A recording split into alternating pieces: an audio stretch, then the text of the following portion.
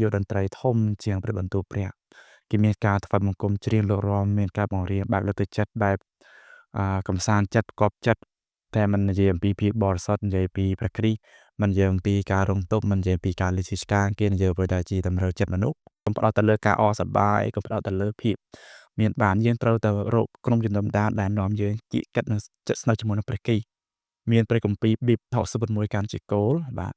វាជាការសំខាន់សម្រាប់យើងគឺស្ទីច្រើនណាស់ចូលរួមដោយសារតែខ្ញុំនិយាយបែបនេះដោយសារតែក្រុមជំនុំដែលស្មោះត្រង់ជាមួយនឹងព្រះបន្ទូលព្រះកោខ្លាចព្រះអត់សូវមានអ្នកចូលរួមទេ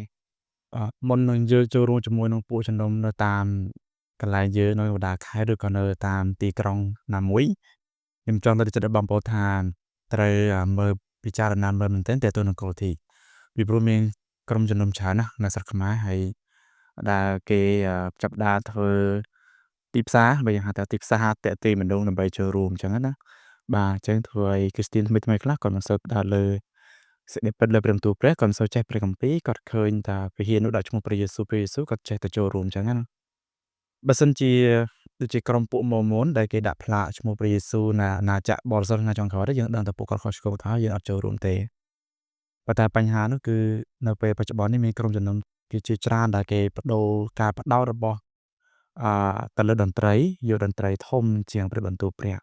គេមានការថ្វាយបង្គំច្រៀងលោករមមានការបង្រៀនបែបលើកទឹកចិត្តបែបកំសាន្តចិត្តគប់ចិត្តតែមិននិយាយអំពីភាពបរិសុទ្ធនិយាយពីព្រះគ្រីស្ទមិននិយាយអំពីការរងទុក្ខមិននិយាយពីការលិះឆ្កាងគេនិយាយពីតែជាតម្រូវចិត្តមនុស្សអញ្ចឹងគឺស្ទីច្រើនណាស់ចូលរួម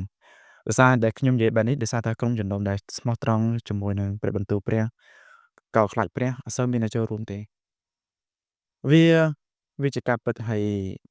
ព្រះបន្ទូលព្រះបានប្រាប់រួចទៅហើយពីការនេះអញ្ចឹងខ្ញុំជឿថាបងប្អូនដែលជឿព្រះយេស៊ូវគ្រីស្ទក្នុងនាមបងប្អូនជាមនុស្សមានបាបហើយក្នុងនាមព្រះអង្គជាព្រះអង្គសង្គ្រោះព្រះអង្គសប្បុរសតែបងប្អូនមករកព្រះអង្គក្នុងនាមបងប្អូនជាមនុស្សមានបាបមិនមែនមកដើម្បីទទួលបានការកំសាន្តចិត្តការបោះជំរំការអីផ្សេងៗដែលយើងមើលទៅវាដូចជាផ្ដោតធំជាងព្រះគ្រីស្ទដែលជាព្រះអង្គសង្គ្រោះរបស់យើងហើយការអធិប្បាយនៅក្រុមជំនុំខ្លះគាត់ផ្ដោតទៅលើភាពមានបានភាពជោគជ័យយកទ្រព្យសម្បត្តិដេញតាមឋានៈដេញតាមអ្វីៗហើយយកព្រះបន្ទូលមកឲ្យយើងប្រកាសចង់បានអ្វីមួយប្រកាសហើយបន្ទាប់មកយើងនិយាយភាសាដទៃយើងដួលប្រកាច់ហើយមានការថ្លែងទំនាយអីបាទខ្ញុំនិយាយបែបនេះថាខ្ញុំធ្លាប់ចូលរួមមួយក្រុមជំនុំនោះរយៈពេលច្រើនឆ្នាំដែរអញ្ចឹងគេហៅថាក្រុមគេ Charismatic Pentecost បាទហ្នឹងហើយគេនិយាយភាសាដទៃនិយាយនិយាយស្រឡាន់អញ្ចឹងវាជាគ្រោះថ្នាក់សម្រាប់បងប្អូនមួយចំនួនដែលអត់សូវយល់ពីបទគម្ពីរហើយគេគិតថាការដែលពេញដោយព្រះវិញ្ញាណបរិសុទ្ធគឺត្រូវតែមានការដែលដេញអារក្សដេញអីហើយនិយាយភាសាដទៃបាទព្រះយេស៊ូវព្រះអង្គពេញដោយព្រះវិញ្ញាណបរិសុទ្ធព្រះអង្គដែលនិយាយភាសាដទៃទេបាទបើនិយាយពីបទការនិយាយភាសាដទៃគ្រាន់តែជាអំណោយទានជាអំណោយទាននៃព្រះវិញ្ញាណតែមិនមែនជាផលផ្លែនៃព្រះវិញ្ញាណព្រះគម្ពីរបានប្រាប់យើងឲ្យយើង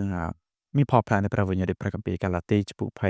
22ចំពោះ5ខ22 23ហ្នឹងបានប្រាប់យើងហើយការនិយាយភាសាដទៃមិនមែនជាភាសាដែលនិយាយស្រឡាន់ចឹងទេគឺជាការដែលយើងនិយាយភាសាមួយជាក់លាក់ទៅនៅព្រះគម្ពីរកិច្ចការចឹងបានប្រាប់យើងអំពីពួកសិស្សដែលពួកគាត់ទទួលនៅការចាក់បំពេញដោយព្រះវិញ្ញាណបរិសុទ្ធនៅថ្ងៃទីបុណ្យទី50ហើយពួកគាត់និយាយភាសាដទៃគឺជាភាសាដែលជនជាតិនីមួយៗស្ដាប់ទៅគឺជាភាសារបស់ពួកគាត់ដូចជាខ្ញុំយ៉ាងឧទាហរណ៍ថាបើខ្ញុំពេញដោយព្រះវិញ្ញាណបរិសុទ្ធនៅថ្ងៃបុណ្យទី50ខ្ញុំនឹងនិយាយភាសាវៀតណាមចិនភូមិអីចឹងទៅដែលភាសាទាំងនោះខ្ញុំអត់បានរៀនទេប៉ុន្តែដោយសារព្រះទ្រង់ធ្វើការដើម្បីធ្វើទីសង្កលនេះដើម្បីប្រកាសដំណឹងល្អដល់សាសដទៃដែរហើយការដែលយើងនិយាយភាសាដទៃនេះក៏វាស៊ីគ្នាជាមួយនឹងទីក្រុងបាបលដែលព្រះអង្គបំភាន់ភាសាពួកគេនេះមួយពួកគេបែកខ្ញែកគ្នាទៅទីគ្រប់ទីកន្លែងអញ្ចឹងយើងមិនអាចយកការទាំងអស់នោះជាសំខាន់ទេបាទការប្រជំនួយជាបាទក្រុមជំនុំខ្លះគេយកការបង្រៀនការប្រជំនួយជាយកជានុយដើម្បីតាក់ទាញមនុស្សឲ្យចូលរួមយ៉ាងតែហើយដល់ពេលដែលប្រជំនួយអត់ជាបន្ទោសព្រះហើយបន្ទោសបាបរបស់បុគ្គលនោះថាបាបច្រើនពេកអត់ជំនឿអីចឹងទៅបាទ ការបរិយាបែបនេះគឺខុសឆ្គងមែនទែនហើយមានក្រុមជំនាន់ខ្លះគេផ្ដោតលើតន្ត្រីគេថ្វាយបង្គំលោតរាំបិទភ្លើងមានសញ្ជាក់ដួលរំជើបរំជួលយំអញ្ចឹងណាបាទខ្ញុំឃើញនៅក្នុងពេលដែលខ្ញុំឆ្នាំ2012ឬចឹងដល់ពេលខ្ញុំពួកគាត់ដួលយំហើយយើងគិតថាអូប្រហែលជាគាត់ស្រឡាញ់ព្រះខ្លាំងហើយបាទចេះទំនាក់ទំនងគាត់កម្រិតរបស់គាត់ជាគ្រីស្ទានគឺខ្ពស់ជាងខ្ញុំប៉ុន្តែដល់ពេលខ្ញុំមើលជីវិតនៃការរស់នៅរបស់គាត់គឺអត់ដូចជាអ្វីដែលព្រះគម្ពីរអានចែងទេនៅក្នុងព្រះវិហារហាក់ដូចជាស្រឡាញ់ព្រះតែនៅក្រៅពីព្រះវិហារដូចលោកីចឹងអញ្ចឹងនេះមិនមែនជាអ្វីដែលព្រះអង្គសប្បុរហត្ថីទេអញ្ចឹងបងប្អូនត្រូវពិចារណាច្បាស់ក្នុងការដែលចូលរួមគុំជំនុំនៅសប្តាហ៍នេះកុំផ្ដោតតែលើការអសប្បាយកុំផ្ដោតតែលើភាពមានបានយើងត្រូវតែរកក្រុមជំនុំដែលនាំយើងគៀកកិតនៅចិត្តស្និទ្ធជាមួយនឹងព្រះគីមានព្រះគម្ពីរប៊ីប66កាន់ជាគោលបាទវាជាការសំខាន់សម្រាប់យើង